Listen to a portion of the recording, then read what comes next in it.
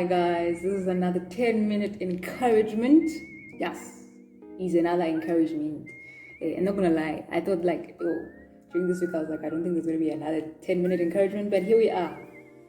At last, because after this week, 16. But anyways, it's fine because we move. And more than anything, it reminded me of this title actually. And the title is Sometimes You Just Have to Believe That You Have Something.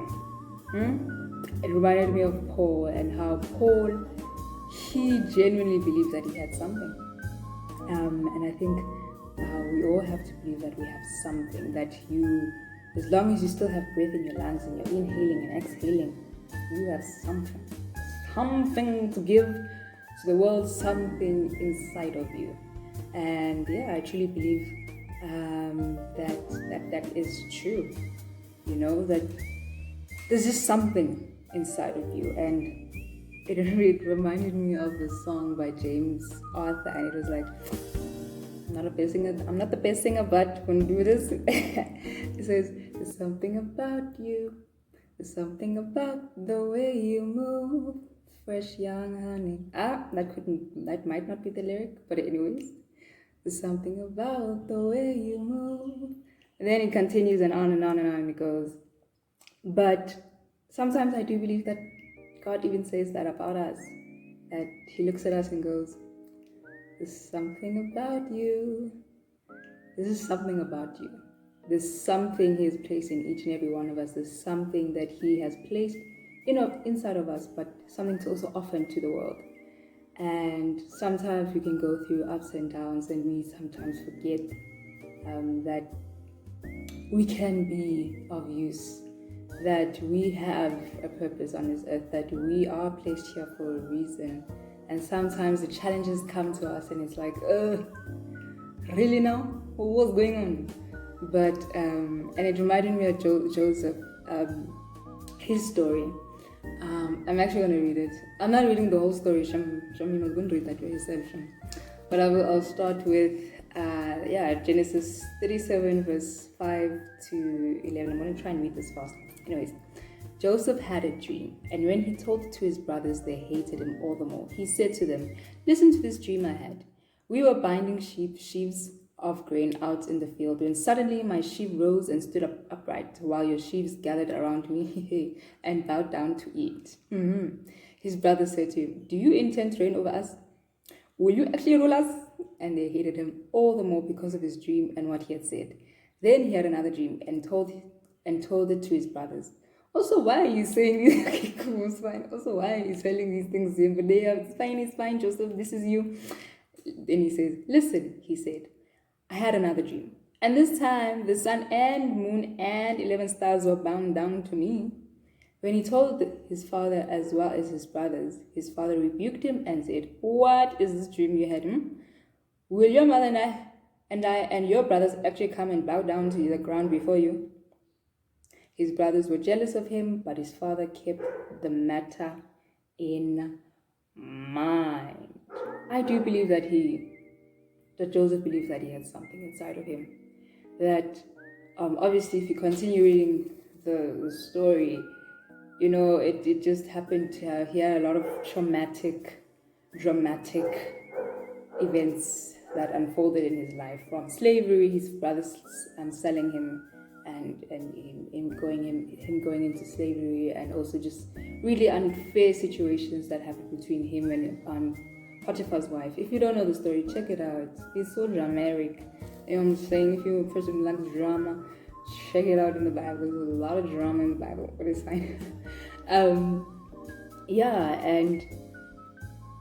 all the more, as much as he was going through all of that, he still proved to be someone that was useful, and that there was someone that was valuable in everything he did. No matter where he was, no matter what happened to him, he still proved to be someone that was useful and valuable. And I do believe it was because he knew and he believed that he had something. And it was in the times where he had to remind himself of of what God has placed inside of him, of even that vision, even those dreams. He had something. He had to believe that he had something. Because I think if you don't believe that you have something, I don't think you would step up whenever somebody asks you to do something. He always he stepped up. He was available. He went, you want me to do this? Let's do this. You want me to interpret your dream? Let me interpret your dream.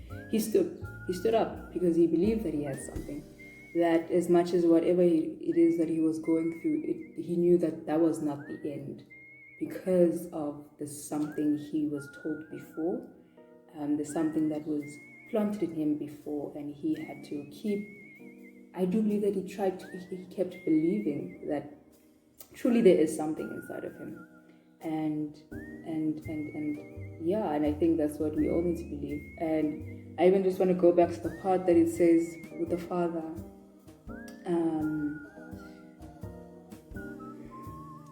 His brothers were jealous of him, but his father kept the matter in mind. I believe that God has kept you in mind. He's kept your dreams in mind. He is keeping everything, just like the father. He's keeping everything in mind. But I also think you must keep everything in mind. Every dream, every seed that is planted on your heart, keep it in mind. Especially when it's tough, especially when it's confusing, keep it in mind. That those visions and dreams, keep them in mind. Because keeping those dreams and visions in mind allows it to be some form of a compass for you just to keep reminding you to keep getting up. And sometimes we think, as a Christian, you can't just, if you fail or you fall, then that's it. But no, it's not.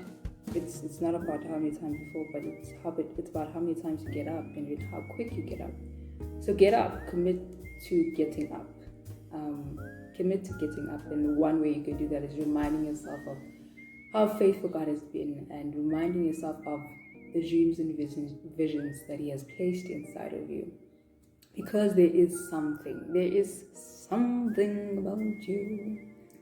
There's something about you. There's something. Just even if you say, I'm small thing, there's something. And as long as you're still on this earth, breathing, inhaling and exhaling, there is something inside of you. There is something useful, something valuable that is inside of you. No matter what season you're in, you are to be of use, and you are to be valued, and you are valuable, and you are useful.